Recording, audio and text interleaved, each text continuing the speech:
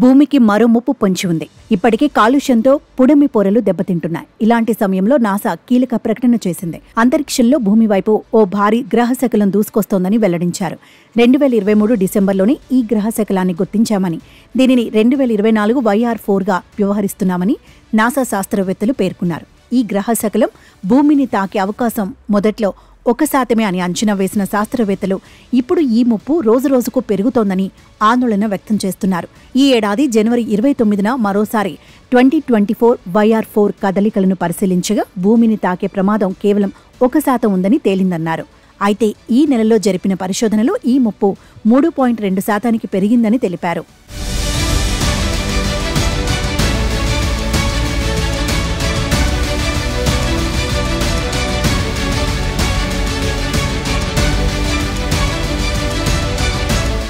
నలభై మీటర్ల నుంచి 90 మీటర్ల పరిమాణంలో ఈ ఆస్టరాయిడ్ ఉంది.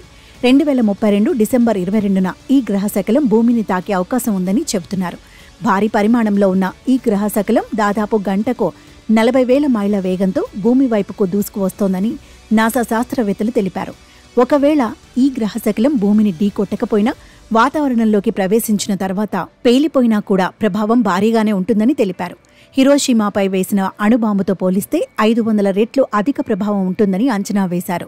గ్రహశకలం మార్గాన్ని పరిశీలించగా ఇది నేరుగా పసిఫిక్ సముద్రంలో లేదా నార్థరన్ సౌత్ అమెరికా, అట్లాంటిక్ సముద్రం, ఆఫ్రికా అరేబియన్ సముద్రం, దక్షిణాసియాలలో ఏదో ఒక చోట పడుతుందని గుర్తించినట్లు నాసా శాస్త్రవేత్తలు తెలిపారు. ఈ 2024 YR4 గ్రహశకలం భూమిని తాకే ముప్పు ప్రస్తుతానికి 2.8% ఉందని యూరోపియన్ స్పేస్ ఏజెన్సీ వెల్లడించింది.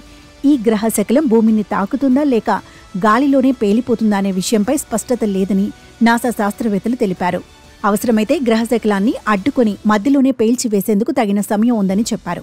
2022లో నాసా అభివృద్ధి చేసిన డిమాన్స్ట్రేటర్ ఆస్టరాయిడ్ డిఫ్లెక్షన్ టెక్నాలజీతో ఈ గ్రహశకలాన్ని దారి మళ్లించవచ్చని కూడా పేర్కొన్నారు.